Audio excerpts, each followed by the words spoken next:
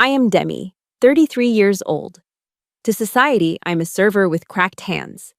But to the United States Army, I am a major commander responsible for the lives of 500 soldiers.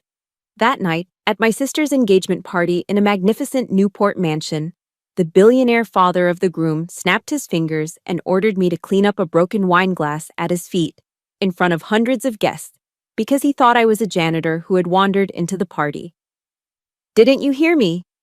People like you are only valuable when holding a broom," he said, his eyes full of contempt for my old suit.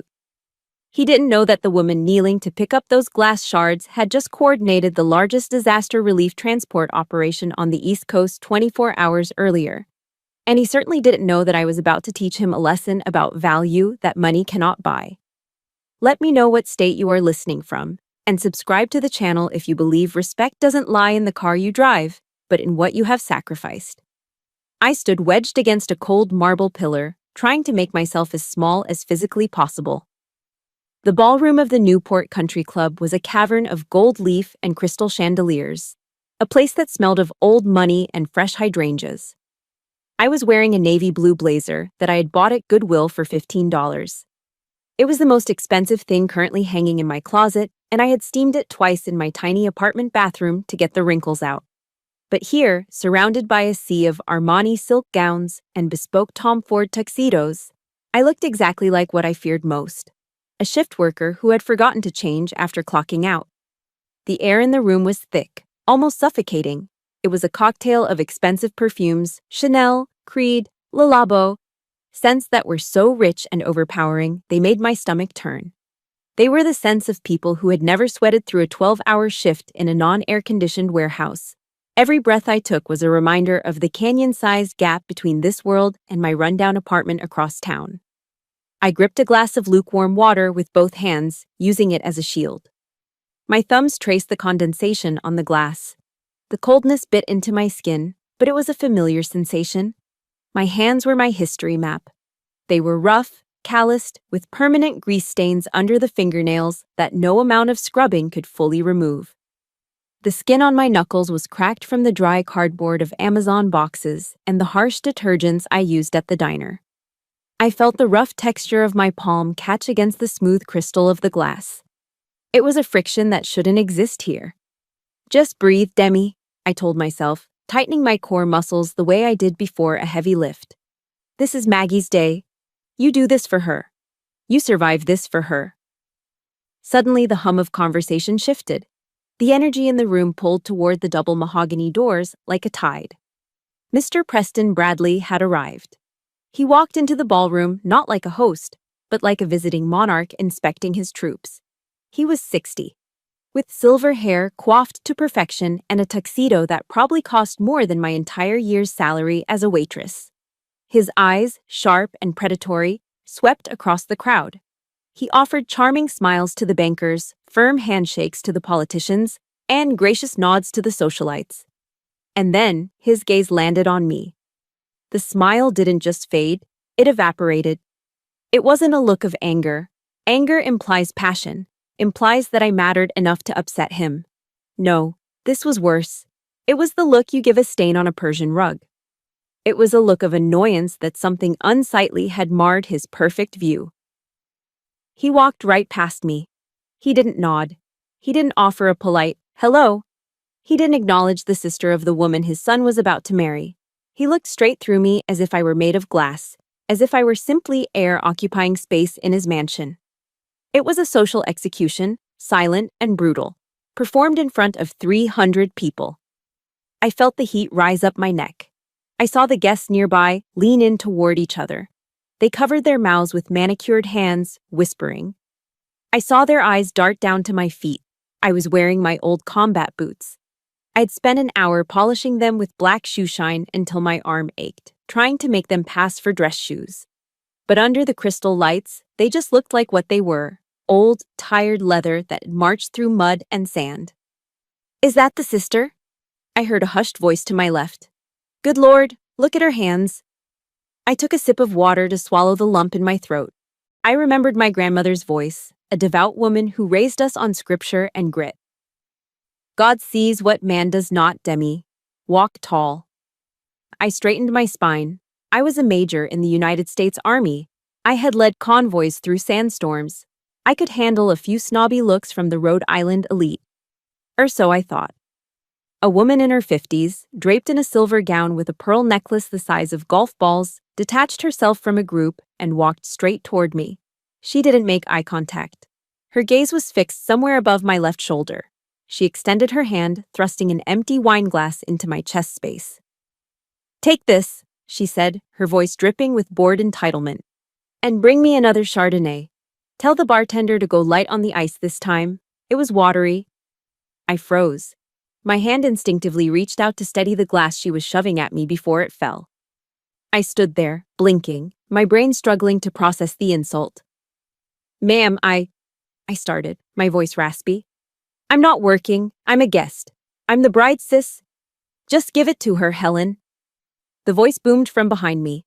It was rich, baritone, and authoritative. I turned to see Preston Bradley standing there, a scotch in hand, looking at me with a smirk that didn't reach his cold eyes. "Don't feel bad about asking her," Bradley said loudly enough for the surrounding circle to hear. He gestured to me with his glass, like he was pointing out a zoo animal. "She's used to serving. It's what people like her do. Don't be shy." The silence that followed was deafening. It felt like a physical blow, a knife twisted directly into my sternum. He knew exactly who I was. He had seen my name on the guest list. He knew I was Maggie's sister. But he had made a choice. He chose to weaponize my appearance, to strip me of my identity as a guest and a family member, and reduce me to the help.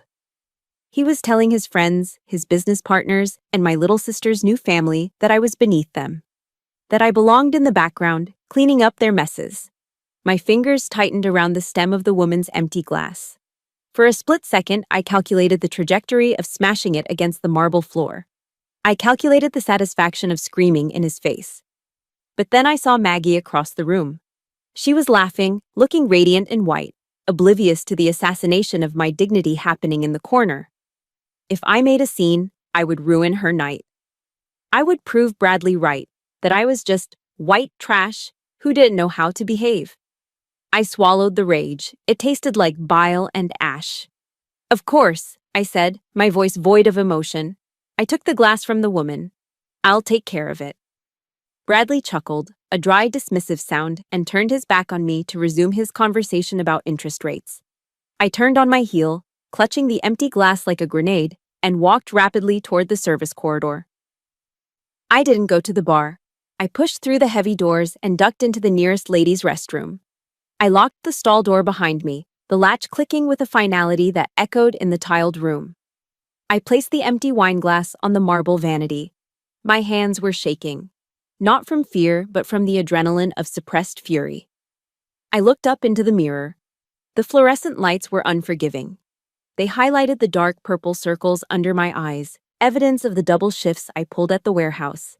They showed the sun-damaged skin on my cheeks, a souvenir from years of field training exercises in the Mojave and tours in the Middle East. And they showed my hands resting on the cold marble sink. They looked alien compared to the soft, lotion-slathered hands of the women outside. They were tools, blunt instruments used for lifting, carrying, and scrubbing. "What are you doing here, Demi?" I whispered to my reflection. "You don't belong here." I wanted to cry. I wanted to let the tears wash away the humiliation of Bradley's words, but my tear ducts felt like dried-up riverbeds. I had cried all my tears 8 years ago on a rainy highway in Texas. Since then, I had been in survival mode. Soldiers don't cry on the battlefield, and my life had become one long, unending deployment. I turned on the faucet. The water was freezing. I splashed it onto my face, gasping as the shock hit my skin. I grabbed a bar of fancy lavender-scented soap. The smell was artificial and cloying, nothing like real lavender. I scrubbed my hands, trying to wash off the feeling of that woman's dismissive touch, trying to scrub away the label of servant that Bradley had branded onto my forehead. I looked at the empty wine glass sitting on the counter. The way the light hit the curved crystal, it triggered something. It wasn't the luxury of the glass that caught my eye. It was the fragility of it. Suddenly, the smell of lavender and expensive perfume faded. The sound of the jazz band outside muffled into silence. The gleaming mirror in front of me seemed to crack. The image of the wine glass dissolved, replaced by a different kind of glass. Shattered safety glass, scattered across a wet asphalt road under the blinding red and blue strobe lights of police cruisers. I closed my eyes, but the memory was brighter than the room. The silence of the bathroom was broken by the phantom sound that had haunted my nightmares for 8 years. Not music, not laughter, but the screaming of a siren cutting through the Texas night. 8 years ago, I was Captain Demi Owen, a 25-year-old rising star at Fort Hood, Texas. My career trajectory was pointing straight toward the Pentagon, but life doesn't care about your plans. It was 02 hours on a Tuesday when the phone rang. In the dead of night, a ringing phone sounds like a warning shot.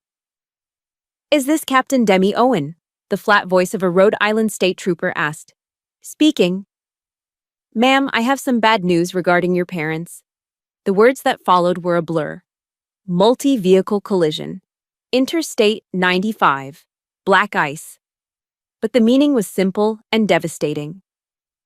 My parents were gone, dead on impact. I didn't scream. My military training put my brain into a state of cold shock. I sat on the edge of my bunk, staring at my combat boots, ears ringing with a high-pitched whine. A freezing emptiness expanded in my chest, pushing out the air. In that silent room, the ambitious, free-spirited Demi died right along with her parents.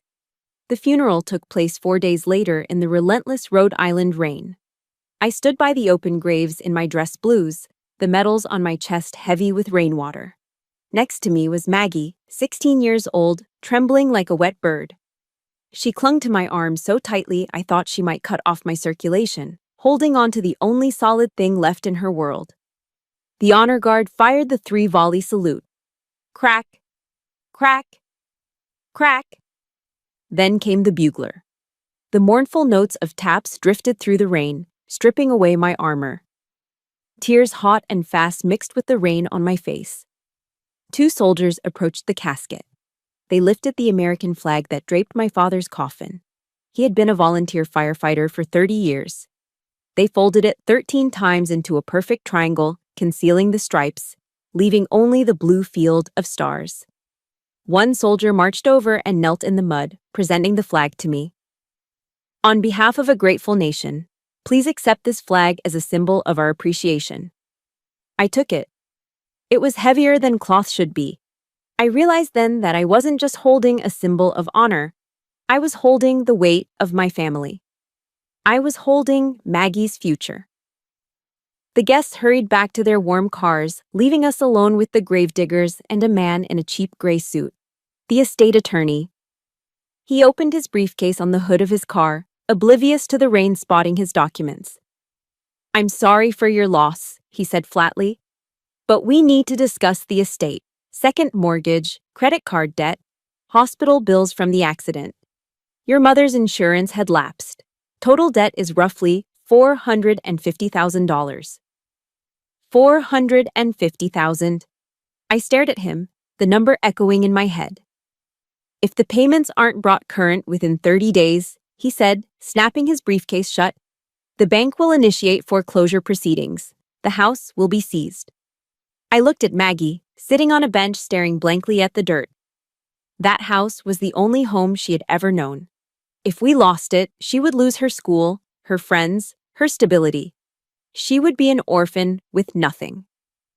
I flew back to Fort Hood the next day, not to pack, but to resign. My commanding officer, Colonel Miller, called me into his office. He had my personnel file on his desk. "Demi," he said, "I have a slot opening up for a major in Germany. 3 years. It's a career maker. You take this, and you're on the fast track." Germany. It was everything I had worked for, the escape velocity I needed to leave the struggles behind. But then I saw the papers the lawyer had given me. I saw Maggie's terrified face in the rain. "I can't go to Germany, sir," I said, my voice steady but my fists clenched behind my back. "I have a dependent now. My sister." "Bring her with you," he urged. "It's not just that," I said. "The debts." My parents left behind nearly $500,000 in debt. An officer's salary won't be enough to save the house and raise a teenager. Colonel Miller looked at me for a long time. He saw the calculation in my eyes. Demi, don't do this. Don't throw away your career. I'm requesting a transfer to the National Guard Reserve, I said, placing the form on his desk. I need to go home. I need to work civilian jobs to pay this off. You're going to work yourself to death, he warned softly. I have to, sir. I signed the papers. In that moment, with the scratch of a pen, I snapped my own wings. I traded a life of command for a life of survival. Before I left Texas, I visited the base chapel one last time. I opened my grandmother's Bible to 1 Timothy 5:8. The words seemed to burn on the page.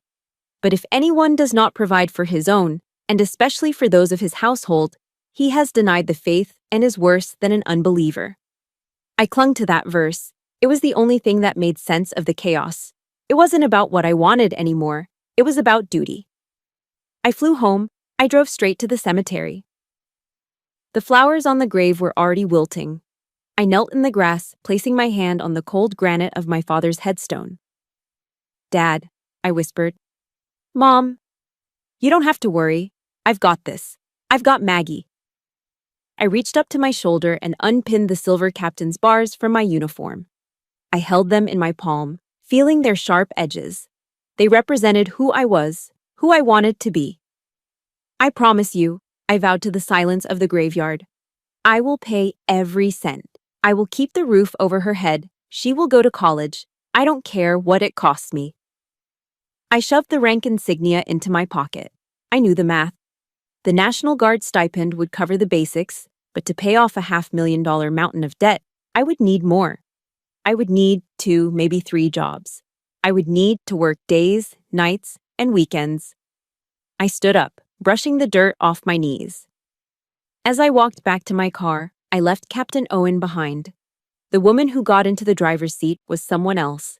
She was a laborer, a worker, a machine built for endurance. From tomorrow, my hands wouldn't just hold a rifle. They would lift boxes. They would scrub floors. They would carry trays of food to ungrateful customers. And I would do it with a smile, because every dollar I earned was a brick in the wall I was building around my little sister. We all have moments where we have to choose between our dreams and our duty to those we love. If you believe that taking care of family is the highest honor a person can have, hit that like button right now. And tell me in the comments, family first, if you would do the same for someone you love. I drove away from the cemetery as the sun began to set. The horizon was bleeding red, a warning of the long, hard night that was about to begin. And somewhere in the distance, a siren wailed, fading into the noise of the city, merging with the relentless ticking clock of the interest rates, compounding on my parents' debt. But the sound that would come to define my life wasn't a siren. It was a beep, a sharp, electronic beep that signaled the start of a shift in hell. The beep of the scanner gun was the only sound in my world.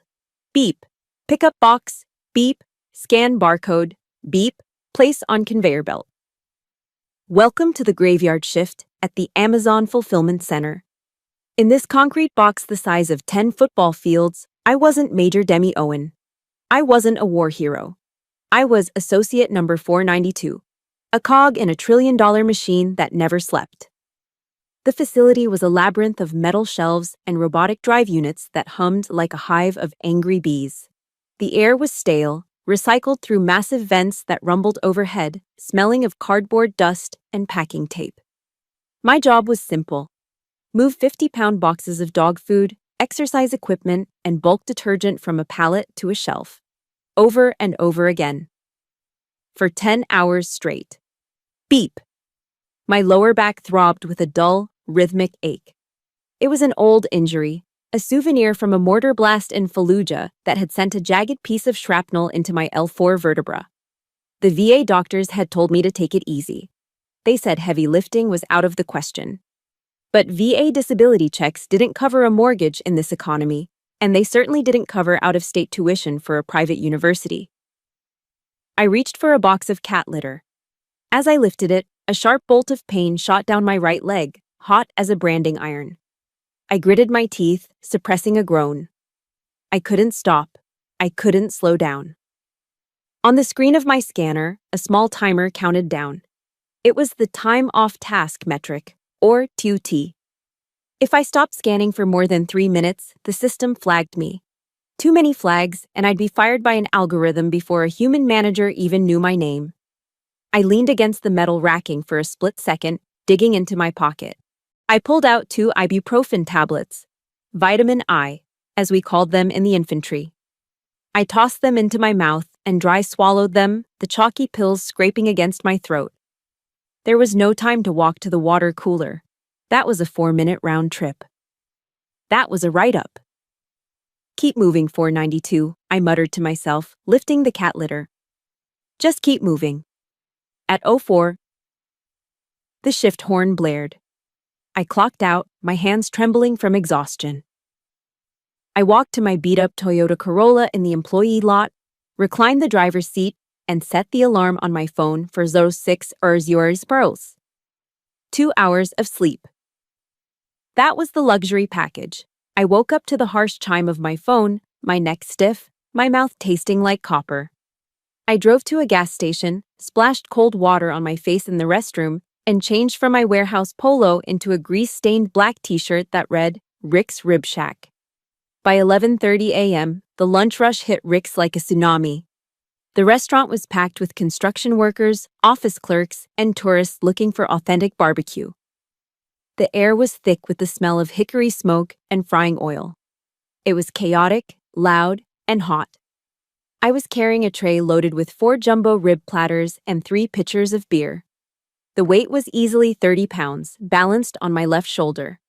I weaved through the crowded tables, dodging screaming kids and spilled sodas. Table 4 needs refills, Demi. Pick up the pace. The voice cut through the noise like a whip. It belonged to Kyle, the 22-year-old assistant manager. Kyle was a college dropout with a patchy beard and an ego inversely proportional to his competence. He got the job because his uncle owned the franchise. I dropped the tray at table 6, forcing a smile for the customers. Here you go, folks. Enjoy. As I turned back to the kitchen, Kyle blocked my path. He crossed his arms over his chest, tapping his foot. Hey, sunshine, he said, loud enough for the nearby booths to hear. Customer at table 4 complained. Said you look miserable. I wiped a bead of sweat from my forehead. I'm sorry, Kyle. My back is acting up a bit today. I'll check on them. I don't pay you to have a bad back, Kyle sneered, stepping into my personal space. He smelled of cheap body spray and arrogance. This is the hospitality industry, sweetheart, not a funeral home. You need to smile. You need to sparkle. He snapped his fingers in front of my face. Snap, snap. Smile or clock out. I have a stack of applications in the office from high school girls who would kill for this job and look prettier doing it. The world seemed to slow down. The noise of the restaurant faded into a dull roar. All I could focus on was Kyle's smirking face and that finger snapping in front of my nose. Rage, hot and primal, flooded my veins. It was the combat instinct kicking in. My hands curled into fists at my sides. In my mind, I saw exactly how it would go. A quick grab of his wrist, a torque of his elbow, and he would be face down on the greasy floor, screaming for mercy. I was a field-grade officer. I had commanded artillery strikes. I had led men and women into combat zones where mistakes meant death. And here was this boy, this child who had never sacrificed anything more than a high score in a video game, treating me like a disobedient dog. Do it, a voice in my head whispered. Break him. My muscles coiled, ready to strike. Then, an image flashed in my mind.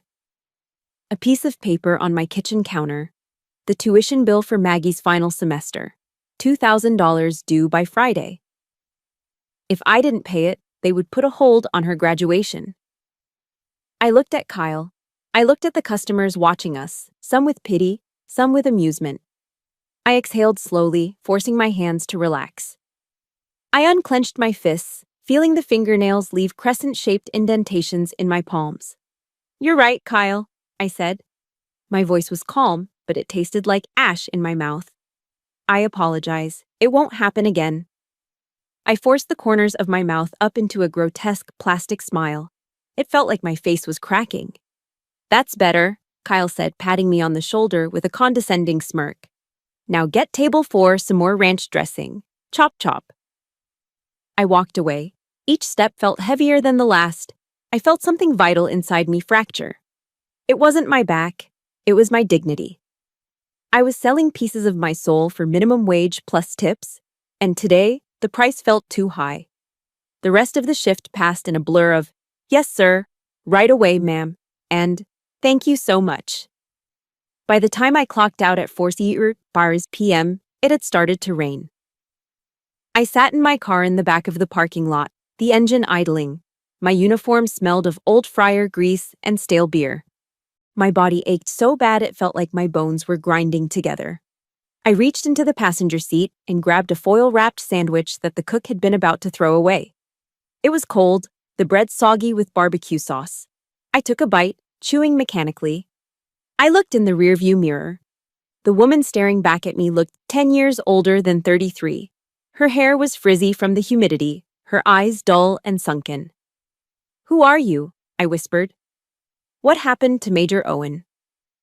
I reached into the center console and pulled out my wallet. Hidden in the back flap behind the maxed-out credit cards and the punch card for free coffee was my set of dog tags. I pulled them out, the metal chain jingling softly.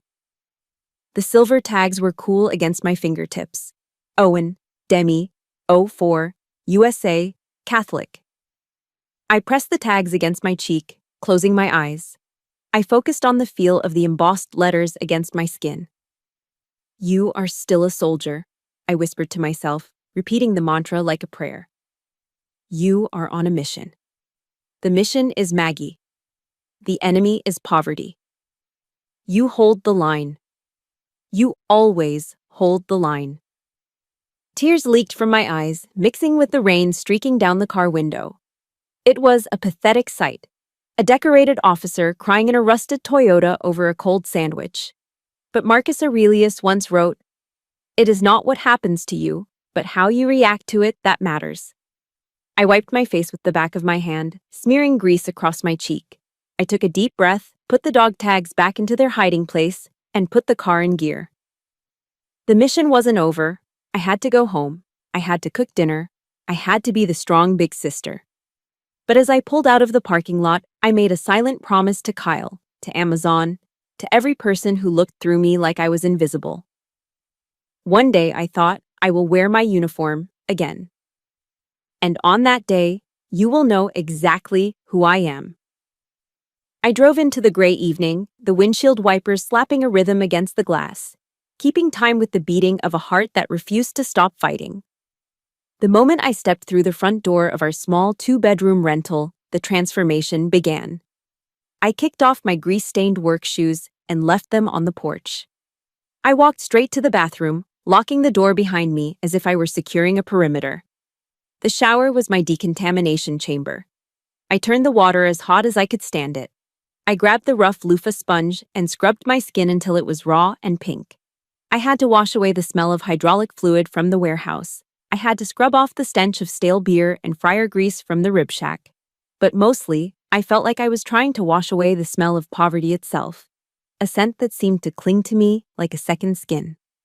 I dried off and changed into a clean pair of soft cotton pajamas. I dabbed a little vanilla body spray on my neck. It was cheap, bought from the drugstore clearance bin, but it was sweet enough to mask any lingering odors of my double life. I walked into the kitchen. It was 6:45 a.m. My body was screaming for sleep. I'd been awake for 22 hours straight, fueled only by caffeine and willpower. But the mission wasn't over. I pulled the carton of eggs from the fridge and started cooking. By the time 7 a.m. rolled around, the kitchen smelled of sizzling butter and toast. 2 sunny-side-up eggs, perfectly cooked with runny yolks just the way she liked them, sat on a plate next to a glass of freshly squeezed orange juice. I heard footsteps on the stairs, light, bouncy steps. "Morning, sis." Maggie bounded into the kitchen, her face fresh and glowing from a full night's sleep. She was 24 now, beautiful and bright. with the same hazel eyes as our mother. She was everything I wasn't, soft, unburdened, and full of optimism. "Hey, sweetie," I said, turning from the stove with a smile that hid 1,000 aches. "Breakfast is ready." Maggie sat down and took a sip of juice. She looked at me, tilting her head. "You're up early again? Did you even sleep?" "Of course I did," I lied, pouring myself a black coffee to keep my hands from shaking. "I just got up early for a jog. You know me, can't skip cardio." "You're crazy," she laughed, digging into her eggs. "If I had your job as a manager, I'd sleep in until noon on my days off." Her smile was like sunlight breaking through a storm. It was the fuel that kept my engine running. Seeing her happy, seeing her safe from the harsh realities of my world was the only validation I needed. "So," Maggie said, putting her fork down. Her eyes sparkled with excitement. "I have news, big news." I leaned against the counter, blowing on my coffee. "Oh yeah? Did you ace that midterm?" "Better," she squealed. "Ben invited me to Newport this weekend. His dad is throwing an engagement party for his cousin, and he wants me to meet the whole family." My stomach dropped. Newport, the playground of the elite, the land of mansions, yachts, and people who used summer as a verb. "Newport?" I repeated, trying to keep my voice neutral. "That sounds fancy." "It is," Maggie gushed.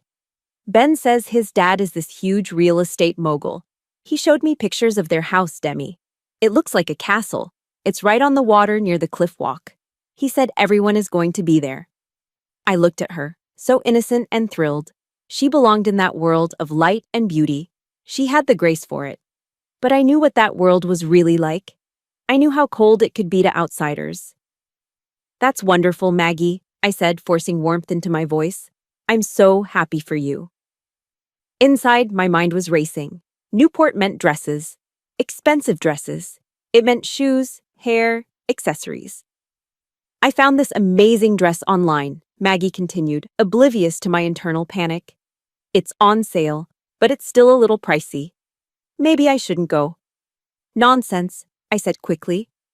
"You're going, and you're going to look beautiful." "How much is the dress?"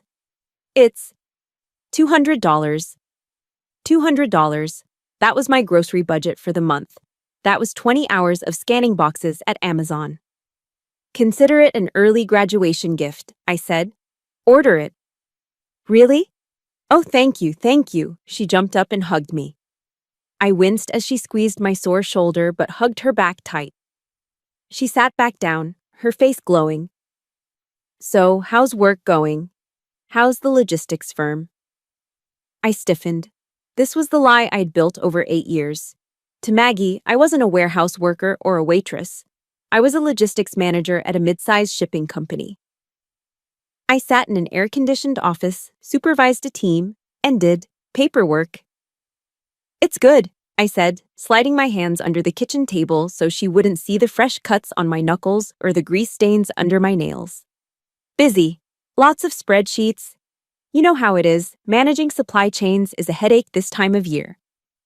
"You're so smart, Demi," she said admiringly. "I don't know how you handle all that responsibility. I'm so proud of you." The guilt stabbed me in the chest. I wasn't smart. I was just enduring. I didn't want her to feel indebted. I didn't want her to walk into that Newport mansion feeling like the sister of a janitor. I wanted her to walk in with her head held high, believing she came from a family of professionals. "It's just a job, Mags," I said softly. "Just a job." She finished her breakfast and glanced at the clock. "Shoot, I'm going to be late for my art history lecture. Love you, sis." "Love you too. Drive safe." She grabbed her bag and ran out the door. I watched through the window as she got into her car, a reliable Honda Civic that I paid the lease on, and drove away. The house fell silent. The silence was heavy, pressing in on me. I slumped into the chair she had just vacated.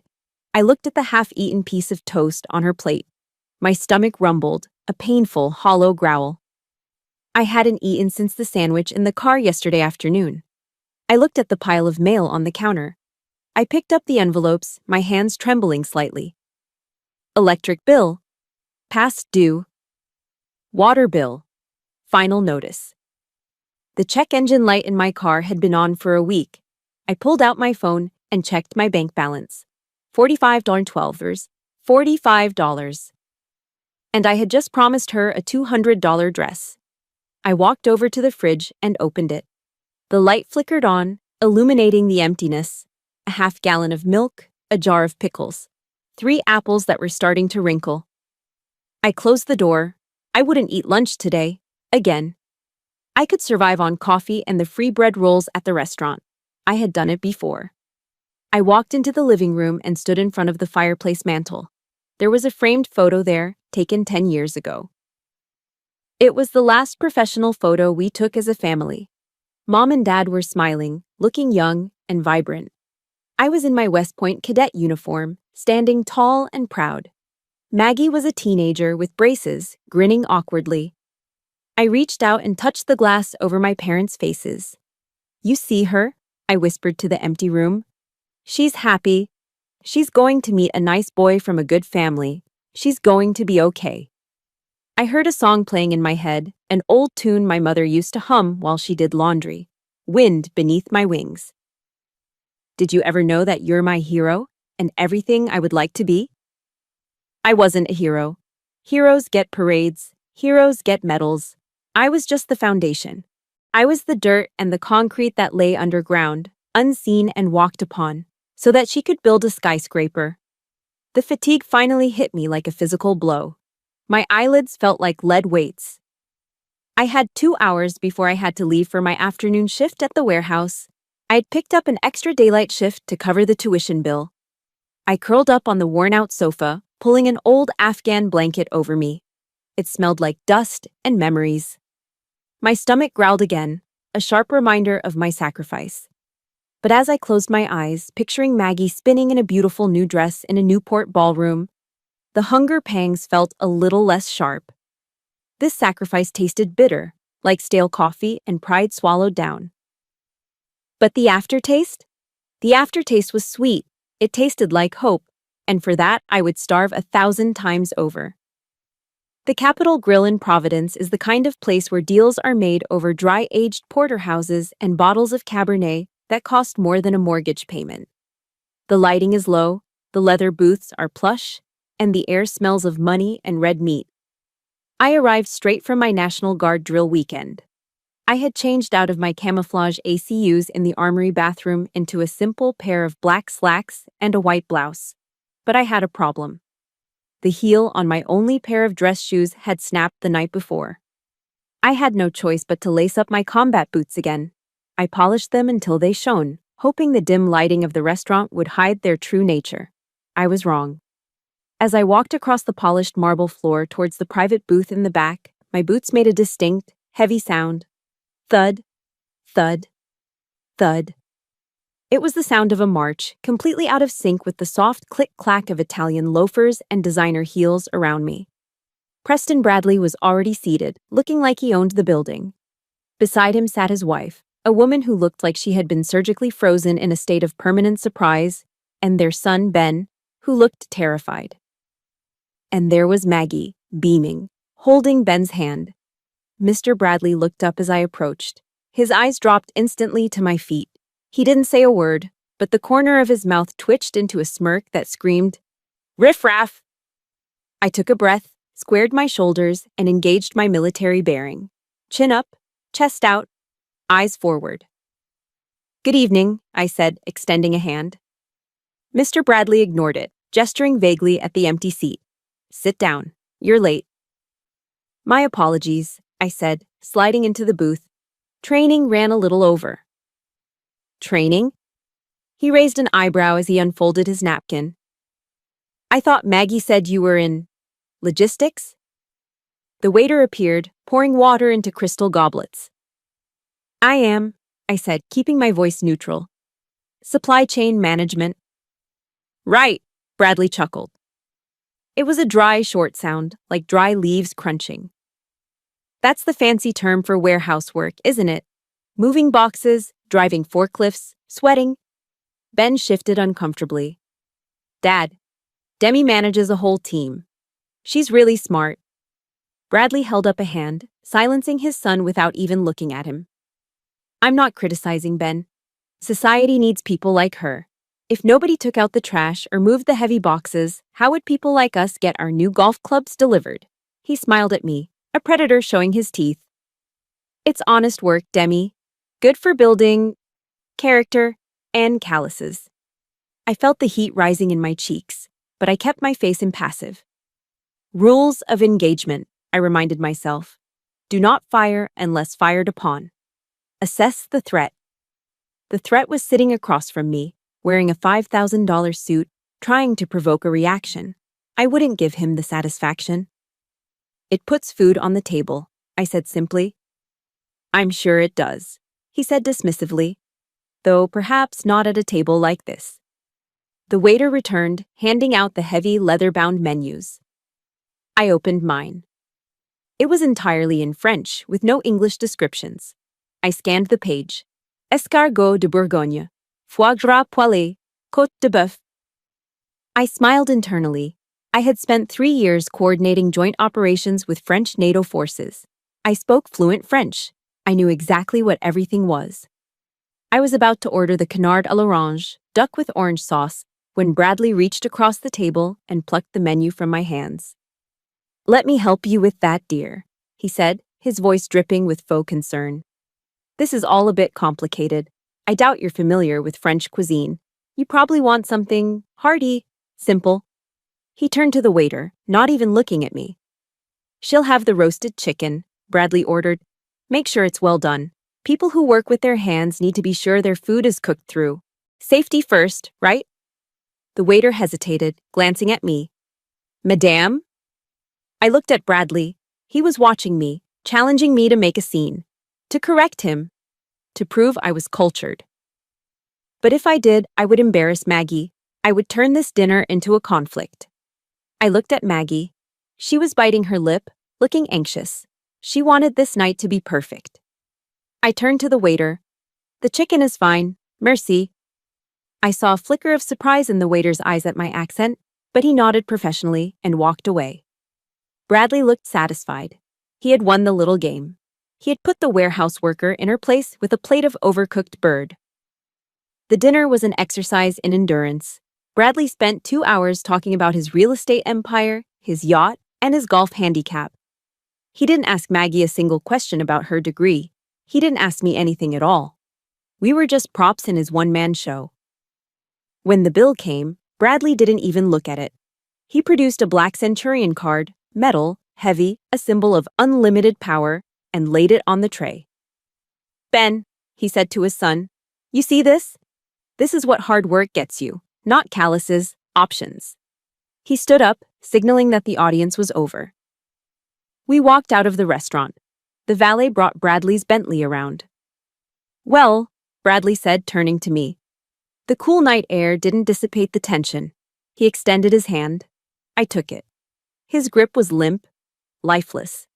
It was the dead fish handshake of a man who thinks touching you might soil him. He leaned in close, invading my personal space. His breath smelled of expensive scotch and peppermint. Listen, he whispered, his voice low so Maggie wouldn't hear. The engagement party is next week. Do me a favor. Try to find an outfit that doesn't look like you bought it at a yard sale. There will be important people there. Senators, investors. Don't embarrass us. I froze. My hand was still in his. For 8 years, I'd swallowed pride. I'd swallowed pain. I'd swallowed insults from teenage managers and rude customers. I had done it all to survive. But survival mode was over. Maggie was graduating. The debt was manageable. I squeezed his hand. Hard. I felt his knuckles grind together. I felt the surprise jolt through his arm.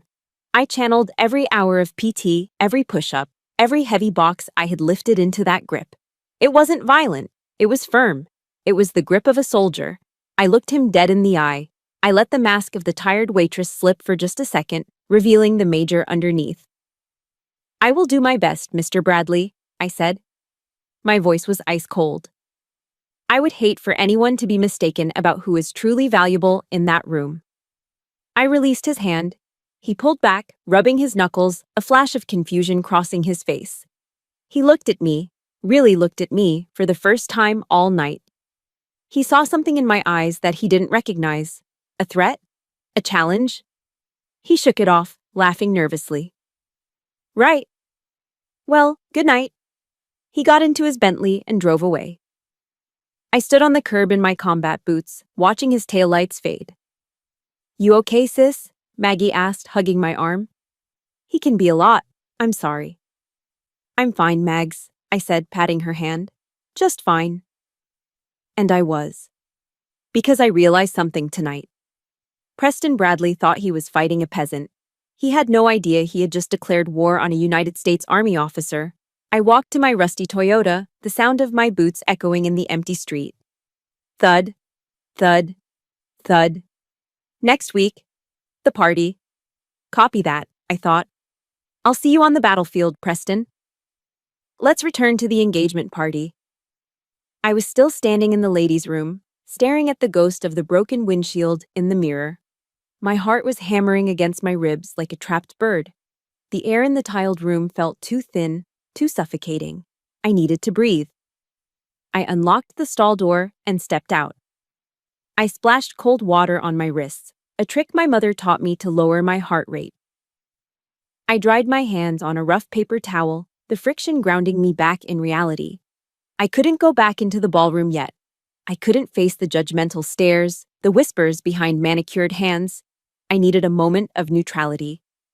I pushed open the heavy bathroom door and stepped into a quiet corridor.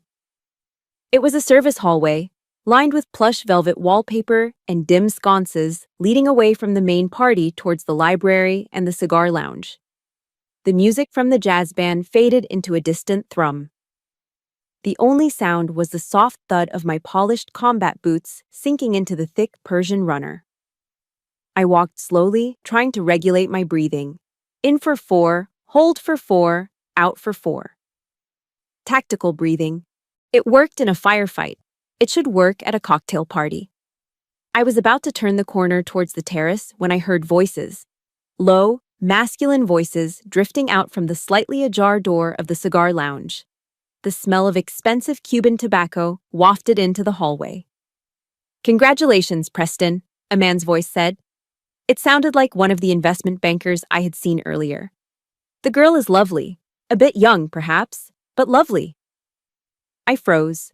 My instinct was to walk away, to give them privacy. But then I heard my name, or rather, a reference to me. She's fine, Preston Bradley's voice replied. I could hear the clink of ice against glass. Maggie is malleable, we can mold her, get her the right clothes, teach her which fork to use. She'll do fine as a trophy for Ben. My stomach twisted. Malleable? A trophy? But the family, the other man said, hesitating. I saw the sister, the one in the unusual suit. Bradley let out a bark of laughter. Unusual? That's a polite way of putting it, George. She looked like she just crawled out of a dumpster behind a Goodwill. I stopped breathing. I pressed my back against the wall, hidden behind a large decorative Chinese folding screen. I knew I should leave. I knew nothing good ever came from eavesdropping. But my feet were rooted to the spot. It's unfortunate, Bradley continued, his voice dripping with disdain. But you know how it is with these people. White trash? That's what they are, plain and simple. The sister is a classic example. Rough hands, sun-damaged skin, cheap haircut. She probably works 3 dead-end jobs just to keep the lights on. It's tragic, really. White trash. The slur hung in the air like a foul odor. It was a term designed to strip away humanity, to reduce a person to refuse. I'm just worried about the genetics, to be honest, Bradley said, his voice dropping to a conspiratorial whisper that carried perfectly in the silent hallway. I mean, look at them. The parents died young, probably drunk driving or something reckless. And the sister is clearly uneducated, probably dropped out of high school to flip burgers. I worry about that low-class, poverty-stricken DNA getting mixed into the Bradley bloodline. I don't want my grandchildren inheriting that kind of inferiority. My vision tunneled. The hallway seemed to elongate. The sound of my own pulse roared in my ears, drowning out the distant jazz. Inferiority? My father wasn't a drunk. He was a lieutenant in the Providence Fire Department. He spent 3 weeks at Ground Zero after 9/11, digging through the rubble of the World Trade Center with his bare hands, breathing in toxic dust that eventually destroyed his lungs. He died a hero, his body broken by his service to others. My mother wasn't reckless. She was an ER nurse who worked the graveyard shift for 20 years, saving lives while the rest of the world slept. She died because a patch of black ice on a dark highway didn't care about how good a person you were. And me, uneducated? I graduated in the top 5% of my class at West Point. I held a master's degree in logistics and supply chain management. I commanded a battalion. I was responsible for millions of dollars of equipment and hundreds of American lives. And this man, this soft, pampered man who had likely never calloused his hands on anything rougher than a golf club, dared to call my bloodline trash? He dared to call the DNA of heroes inferior? The rage that surged through me wasn't the hot, chaotic anger I'd felt at the restaurant. This was different. This was cold. This was precise. This was the icy clarity of a soldier who has just identified the enemy target. I didn't cry. The time for tears was over. The sadness that had weighed me down for 8 years evaporated, burned away by the white-hot fire of indignation. I stepped away from the wall. I walked over to a large gilt-framed mirror hanging in the hallway. I looked at myself, really looked at myself. I didn't see the tired waitress anymore. I didn't see the warehouse worker with the bad back. I saw the scars on my chin from a training accident. I saw the lines around my eyes from squinting into the desert sun. I saw the set of my jaw, hard and unyielding. I saw a warrior. I reached up and adjusted the collar of my cheap thrift store blazer. I smoothed back my short blonde hair. I stood up to my full height, rolling my shoulders back until my posture was perfect, rigid, and imposing. Teddy Roosevelt once said, "It is not the critic who counts, not the man who points out how the strong man stumbles. The credit belongs to the man who is actually in the arena, whose face is marred by dust and sweat and blood." I was in the arena. I had been in the arena my whole life. Preston Bradley was just a spectator in the cheap seats, throwing peanuts. A strange calm settled over me. It was the calm before the storm, the silence before the breach. "Okay, Preston," I whispered to the empty hallway, my voice low and dangerous. "You want to talk about value? You want to talk about class? Copy that." I turned away from the mirror. My eyes were dry. My hands were steady. My heart was beating a war drum. "You want a war?" I said, a grim smile touching my lips. "I'll show you what a real war looks like." If you believe that true class is defined by your character and not your bank account, hit that like button right now. And tell me in the comments below, character counts if you stand with Demi. I turned on my heel and began to walk back towards the ballroom. I wasn't going to hide in the shadows anymore. I was going to walk right into the light, and I was going to burn his world down with the truth. I found a secluded bench tucked away in a quiet alcove near the ballroom entrance. It was hidden behind a large potted palm, a small island of privacy in the sea of opulence. I sat down, the velvet cushion soft beneath me, and pulled my worn leather wallet from the inside pocket of my blazer. It was a cheap men's wallet I'd bought at Walmart 5 years ago. The leather was cracked at the fold, the stitching fraying at the corners. I opened it. Inside, the contents told the story of my civilian life. 3 crumpled $1 bills, my Amazon employee badge with the unflattering photo, a punch card for a free sub at the local deli, and a stack of expired coupons for laundry detergent. To anyone looking, this wallet belonged to a woman barely scraping by. It belonged to the white trash Preston Bradley had sneered at. It belonged to someone who clipped coupons and counted pennies because she had no other choice. But they weren't looking deep enough. I slipped my fingers into the hidden compartment behind the billfold. I felt the cool, smooth metal that lived there. Slowly, deliberately, I pulled out my real identity. First, the dog tags. They were standard issue, stainless steel, hanging on a beaded chain that I had shortened so it wouldn't jingle. I ran my thumb over the embossed letters, feeling the raised metal against my skin. Owen, Demi, O, 4, Major, U.S. Army. Next, I pulled out a heavy brass coin. It was a challenge coin given to me by the commanding general of the 101st Airborne Division, the Screaming Eagles. On one side was the iconic eagle head patch. On the other, the division's motto, Rendezvous with Destiny. I held these two objects in my palm. They were small, unassuming pieces of metal. You couldn't buy a loaf of bread with them.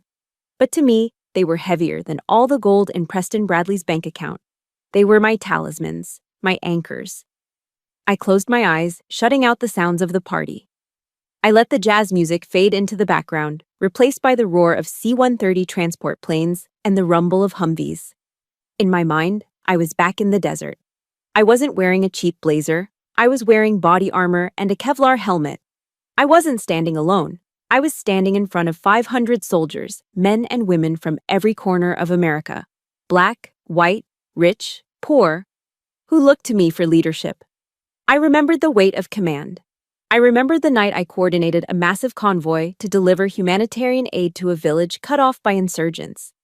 I remembered signing the orders that moved millions of dollars worth of medical supplies across a war zone. In that world, nobody cared about the brand of my shoes. Nobody cared about my bank balance. They cared about my competence. They cared about my integrity. They cared that when I gave an order, it was sound, and when I made a promise, I kept it.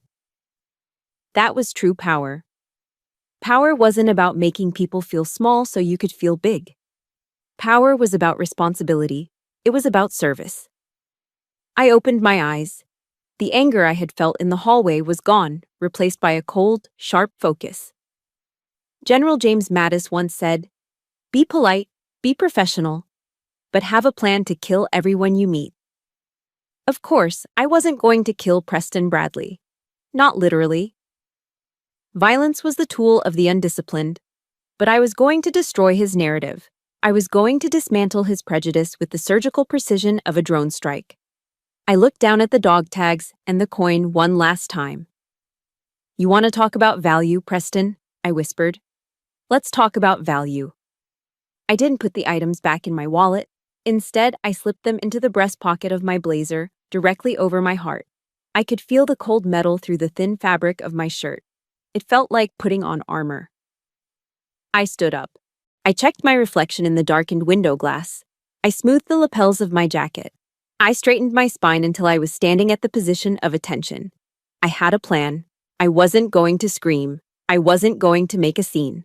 I was going to use the one weapon Bradley couldn't buy, couldn't manipulate, and couldn't ignore: the truth.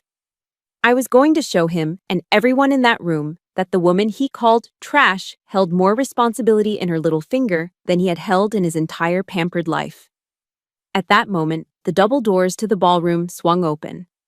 The sound of applause spilled out into the hallway. The voice of the master of ceremonies boomed over the high-quality sound system. "And now, ladies and gentlemen, we have a special treat. We'd like to invite a representative from the bride's family to say a few words. Please welcome the bride's sister, Miss Demi Owen." This was it. The ambush. I walked to the doorway.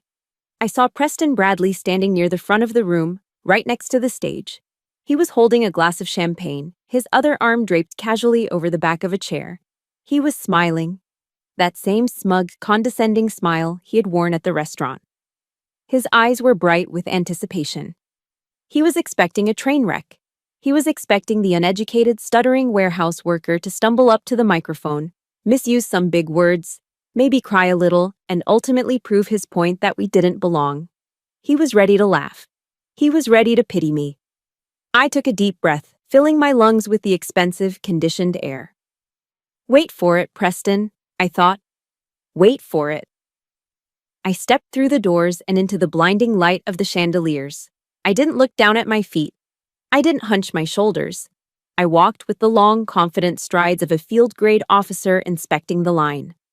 The crowd quieted down as I moved toward the stage. I could feel hundreds of eyes on me, assessing, judging, dismissing. Let them look. Let them see the cheap suit. Let them see the scuffed boots, because in about 60 seconds, none of that was going to matter. I walked up the steps to the stage. The microphone stand was waiting. It was just a piece of metal, but tonight, it was my weapon. I reached the podium and looked out at the sea of faces. I found Preston Bradley's eyes. He raised his glass to me in a mocking toast. I didn't smile back. I placed my hands on the sides of the podium, leaning forward slightly. I felt the dog tags press against my chest. A secret weight, a silent promise. The room fell silent. The kind of silence where you can hear a pin drop, or a grenade pin being pulled. I was ready. The wooden floorboards of the stage creaked slightly under my boots as I approached the podium. I grasped the sides of the lectern, the wood cool and smooth under my palms. The microphone hummed with potential energy. I looked out into the blinding glare of the spotlight. Beyond it, the ballroom was a sea of shadows and expectant faces. I found Preston Bradley immediately. He was standing front and center, sipping his champagne, a smirk playing on his lips. He looked like a man watching a car crash in slow motion, entertained, detached, superior. I didn't smile. I didn't fidget. I assumed the position of parade rest, feet shoulder-width apart, hands clasped behind my back, spine straight as a rod. It was a posture burned into my muscle memory from years of standing on parade decks. The room quieted. The murmurs died down. Even the clinking of silverware stopped. They were waiting for me to embarrass myself. They were waiting for the white trash sister to stutter and fail. I leaned into the microphone. "Good evening," I said. My voice wasn't loud, but it was projected from the diaphragm, resonant and clear. It was my command voice. Tonight, someone in this room mentioned that I look like I'm more comfortable holding a broom than a glass of champagne. I paused, letting the words hang in the air. I saw Bradley's smirk widen slightly. He nudged the man next to him. "And I want to say to that person," I continued, locking eyes with him, "that you are absolutely right." A ripple of confused whispers went through the crowd. I raised my hands. I held them up into the harsh white light of the spot. They were rough. They were scarred. The knuckles were swollen, the skin dry and cracked. "These hands," I said, my voice steady, "are intimate with dirt. These hands spend 10 hours a night lifting 50-pound boxes in a sweltering Amazon warehouse. These hands have scrubbed hundreds of toilets and mopped thousands of square feet of greasy diner floors to earn minimum wage." I saw people shifting uncomfortably in their seats. This wasn't the polite wedding toast they were expecting. This was raw. This was uncomfortable. "These hands are ugly," I said. "They are calloused. And yes, to some of you, they look like poverty. They look like failure. They look like trash." Bradley nodded slightly, swirling his drink. He looked vindicated. I was doing his work for him. I was admitting my inferiority. I lowered my hands. I took a breath, and the temperature in the room seemed to drop 10 degrees. "But," I said, and the word cracked like a whip. I reached into my breast pocket. "These are also the hands," I said, my voice rising in intensity, "that signed the deployment orders for 50 tons of humanitarian aid to hurricane victims in Florida just last week. These are the hands that can disassemble and reassemble an M4 carbine in under 30 seconds in pitch darkness to protect the soldiers under my command." I pulled out the dog tags and the heavy brass challenge coin. "And most importantly," I boomed, "these are the hands that wear the class ring of the United States Military Academy at West Point." I slammed the metal objects down onto the wooden podium. Clack! The sound was sharp and violent, echoing through the silent ballroom like a gunshot. "My name is Major Demi Owen," I declared, my voice filling every corner of the room. "I am the battalion commander of the 101st Logistics Battalion, Rhode Island National Guard. I have served 2 tours in Iraq. I have led 500 American soldiers through combat zones." I saw Preston Bradley's glass slip from his fingers. It hit the floor and shattered, splashing champagne onto his tuxedo shoes. He didn't even notice. His mouth was hanging open. His face had drained of all color. "I do not work 3 jobs because I am uneducated," I continued, relentless. "I do not scrub floors because I have no other skills. I do it because 8 years ago, I stood over my parents' graves and promised that I would not let my little sister inherit a mountain of debt." I looked at Maggie. She was standing near the front, her hands covering her mouth, tears streaming down her face. But they weren't tears of shame. They were tears of realization. I chose to be the janitor, I said, my voice softening just a fraction, so that she could be the princess. I chose the darkness of the warehouse so she could stand in the light of this ballroom. I chose to be invisible so she could be seen. I turned my gaze back to Preston Bradley. He looked small now. He looked like a man whose entire worldview had just been demolished by a bunker buster bomb. I pointed a finger directly at him. So let me be clear, Mr. Bradley. You can judge me by my shoes. You can judge me by my suit. But do not ever mistake my sacrifice for weakness. I leaned closer to the mic, delivering the final blow. Honor isn't found in the car you drive or the country club you belong to. Honor is found in what you are willing to suffer for the people you love. In the Army, we have a motto: mission first, people always. My sister was my mission, and looking at her tonight, mission accomplished. I stepped back from the podium. I picked up my dog tags and my coin, slipping them back into my pocket. I didn't wait for applause. I didn't wait for permission. I executed a sharp about-face, my boots pivoting on the wood, and walked toward the stairs. For 3 long seconds, there was absolute silence. The kind of silence that follows a lightning strike before the thunder rolls. Then, it started. One person started clapping, then another, then a dozen. Suddenly, the room exploded. It wasn't polite applause. It was a roar. People were standing up. Men in tuxedos, women in gowns.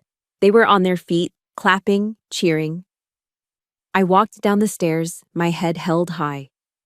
Through the wall of noise, I heard a sob. Demi! Maggie broke through the crowd. She didn't care about her dress. She didn't care about the guests. She threw her arms around me, burying her face in my cheap blazer. I didn't know, she sobbed. I didn't know. I held her tight, feeling the warmth of her tears through my shirt. I looked over her shoulder and saw Preston Bradley standing alone in the middle of the cheering crowd. He looked lost. He looked defeated. I had walked into his arena, and I had won. Not with money, not with influence, but with the undeniable, unbreakable weight of the truth. As I stepped off the last stair of the stage, the atmosphere in the ballroom had transformed completely. 5 minutes ago, I was the invisible help, the white trash sister to be tolerated and ignored. Now, the sea of tuxedos and designer gowns parted before me like the Red Sea. The whispers were different now. They weren't malicious, they were reverent. Did you hear that? A battalion commander? 2 tours in Iraq. God, I feel terrible. I asked her to take my coat earlier. I walked down the center aisle, my boots striking the floor with purpose. An elderly man near the front, I recognized him as a retired judge, stood up straighter as I passed. He snapped a crisp hand salute, his eyes wet with emotion. Thank you for your service, ma'am, he said, his voice thick with respect. I nodded to him, a silent acknowledgement from one soldier to another. Women who had looked at my cheap suit with disdain were now looking at me with a mixture of admiration and shame. They saw the scars on my hands not as marks of poverty, but as badges of honor. I didn't stop to bask in their praise. I didn't need their validation. I had a different destination. Maggie was standing near the front row, her face a mess of tears and mascara. She looked at me as if seeing me for the first time in her life. She didn't see the strict big sister who counted pennies. She saw the shield that had protected her from the world. Demi, she choked out, launching herself into my arms. I caught her, holding her tight against my chest. She buried her face in the rough fabric of my blazer, sobbing uncontrollably. I didn't know, she cried, her voice muffled. I didn't know you did all that. For me, I thought you just liked your job. I'm so sorry, Demi. I'm so sorry. I stroked her hair, just like I did when we were kids, and she woke up from a nightmare. Shh, it's okay, Mags, I whispered. You weren't supposed to know. That was the point. But you sacrificed everything, she wept, pulling back to look at me. You gave up your life. I smiled, wiping a tear from her cheek with my thumb. I didn't give up my life, Maggie. I invested it. Look at you. You're graduating. You're happy. You're safe. That's the only return on investment I ever wanted. I kissed her forehead. Mission accomplished, Private Maggie, at ease. She laughed through her tears, hugging me again. But the mission wasn't quite over yet. There was one loose end. I looked over Maggie's shoulder. Preston Bradley was standing a few feet away. The crowd had instinctively pulled away from him, leaving him isolated in a circle of judgment. His friends, his business partners, the very people he tried so hard to impress, were looking at him with disappointment. He had committed the ultimate social sin in a patriotic town like Newport. He had publicly humiliated a decorated veteran. His face was a deep, blotchy red. He looked like he wanted the floor to open up and swallow him whole. He was holding his empty hands in front of him, fidgeting with his cufflinks. He saw me looking at him. He hesitated for a moment, then took a step forward. His walk had lost its swagger. He looked smaller, older. He stopped in front of me. He didn't look me in the eye at first. He looked at my boots, then my hands. Finally, he forced himself to meet my gaze. "Major Owen," he said. His voice was shaky, stripped of all its arrogant baritone. I honestly didn't know." "You didn't know my rank," I said calmly. "But you knew I was a human being, didn't you?" He flinched. "I made assumptions, terrible assumptions. I saw the clothes, the job, and I thought—" "You thought I was beneath you," I finished for him. He nodded, swallowing hard. "Yes, and I was wrong. I am deeply, deeply sorry." He extended his hand, both hands actually. It was a gesture of surrender, a plea for absolution. I looked at his manicured hands. I could have refused. I could have turned my back on him and walked away, leaving him to stew in his humiliation. It would have been satisfying. It would have been deserved. But I was an officer in the United States Army. We don't kick the enemy when they surrender. We treat them with the dignity they failed to show us. I reached out and took his hand. This time, I didn't squeeze to intimidate. I gripped it firmly, man to man, soldier to civilian. I let him feel the roughness of my palm, the callus on my thumb, the strength in my fingers. I wanted him to remember the feel of a working hand. "Mr. Bradley," I said, my voice low and intense. "You don't need to know my rank to treat me with respect.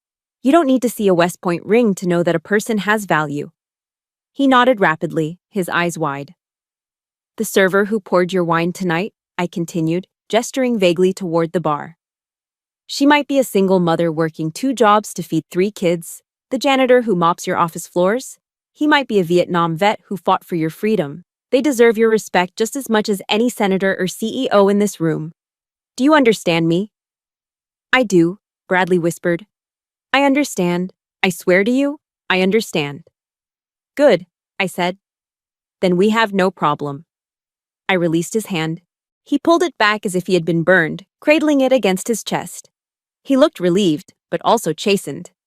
The arrogance that had defined him was gone, replaced by a newfound, terrified humility. "Thank you," he mumbled. "Thank you, Major." I nodded once, dismissing him. I turned my attention to Ben, who was standing next to Maggie, looking at me with wide, awestruck eyes. "Ben," I said. He snapped to attention so fast his heels clicked. "Yes, ma'am." I couldn't help but smile. "Relax, Ben. I just want to tell you something." I placed a hand on his shoulder. He was a good kid. He had a weak father, but he had a good heart. "You're marrying the most important person in my world," I said seriously. "I've spent 8 years building a fortress around her. Now, I'm handing you the keys." "I won't let you down, Demi," Ben said, his voice sincere. "I promise. I'll take care of her." "I know you will," I said. Then I leaned in a little closer, my eyes narrowing playfully but with a hint of steel. "Because if you don't, well, let's just say the 101st Airborne has a very long reach, and we don't need GPS to find you." Ben gulped, but then he grinned. "Understood. Loud and clear, ma'am." I patted his cheek. "Good man." I took a step back. The adrenaline was fading now, replaced by a deep, bone-weary exhaustion. But it was a good kind of tired. It was the feeling of dropping a heavy ruck after a 20-mile march. The burden was gone. The secret was out. I didn't have to hide anymore. I'm going to head out, I said to Maggie. I have an early morning tomorrow. Work? She asked, concerned. No, I smiled, feeling lighter than air. I have to go iron my uniform. I have a battalion to run on Monday. Maggie hugged me one last time. I love you, Demi. Love you too, Mags. I turned and walked toward the exit. The crowd parted for me again. I caught snippets of conversation as I passed. Incredible. What a woman. Did you see Bradley's face? I walked out of the ballroom, past the marble pillars, past the smelling salts of wealth and privilege. I pushed open the heavy front doors and stepped out into the cool night air. The silence of the night welcomed me. The stars were shining above, indifferent to the drama inside. I took a deep breath, filling my lungs with the salty ocean breeze. It tasted like freedom. The jazz band began to play a slow melodic tune as I stepped away from the ballroom. Inside, the party was shifting gears. Champagne was flowing, laughter was echoing, and for the first time all night, the atmosphere felt genuine. But I didn't belong there. My part in this play was finished. Preston Bradley tried to catch me near the entrance. He was breathless, his face still flushed with embarrassment. Major Owen, he stammered. Please, won't you stay? I'd like to have the chef prepare a private dinner for you. The porterhouse or the lobster. Anything you want. As a peace offering. I looked at him. He was trying to buy his way out of guilt with a steak. Typical. No, thank you, Mr. Bradley, I said, my voice polite but firm. I have everything I need. I walked past him, leaving him standing in the foyer of his own castle, realizing that for all his millions, he couldn't afford my company. I pushed open the heavy oak doors and stepped out into the night. The air on Ocean Drive was crisp and salty, carrying the scent of the Atlantic. I inhaled deeply, filling my lungs until they burned pleasantly. It was the cleanest breath I had taken in 8 years. I walked across the gravel driveway to the far corner of the lot where the valet had parked my car, probably to hide it from view. My 2010 Toyota Corolla sat there, its silver paint faded, a dent in the rear bumper from a parking lot mishap years ago. It was surrounded by sleek Bentleys, aggressive G-Wagons, and shining Mercedes sedans. But tonight, looking at that beat-up little car, I didn't feel shame. I felt affection. That car had been my mobile bedroom when I was too tired to drive home. It had been my dining room where I ate cold sandwiches. It had been my crying booth when the world got too heavy. It wasn't a junker, it was a warhorse. It had carried me through the storm, and it was still standing. Just like me. I unlocked the door and slid into the driver's seat. The familiar smell of old coffee and fabric cleaner welcomed me. I put the key in the ignition, but I didn't turn it yet. I pulled my phone from my pocket. The screen glowed in the darkness. I opened my contacts and found the number for the Amazon warehouse manager. I started typing. 2. Shift Supervisor, Mike. Message. Effective immediately, I am resigning from my position as Associate 492. I will not be returning for my shift tomorrow or ever. Please mail my final check to the address on file. I stared at the words. For years, the fear of sending a message like this had kept me awake at night. The fear of losing the paycheck, of missing a bill, of failing Maggie. But the fear was gone. I hit send. Whoosh, gone. I scrolled down to the next contact. Kyle, the manager at Rick's Rib Shack. 2. Kyle. Message. I quit. My uniform is in the locker, and a piece of free advice. Don't ever snap your fingers at an employee again. You never know who you're talking to. I hit send. Whoosh. A wave of euphoria crashed over me. It started in my chest and radiated out to my fingertips and toes. It was better than any drug. It was the pure, unadulterated high of freedom.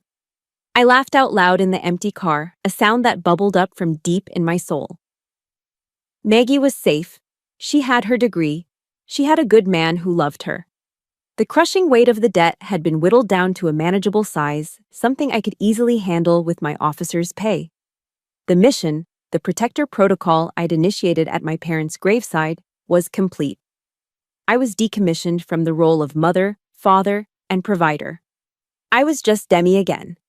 I turned the key. The engine sputtered once, then roared to life. I put the car in gear and crunched over the gravel, pulling out onto the main road. I drove north, merging onto Interstate 95. The highway stretched out before me, a ribbon of asphalt leading me away from the mansions and the judgment. To the east, the sky was beginning to change. The deep indigo of night was softening into a bruised purple, then bleeding into a vibrant, hopeful pink. Dawn was breaking. I rolled down the window. The wind whipped into the car, tangling my hair, cold and invigorating. I turned up the radio.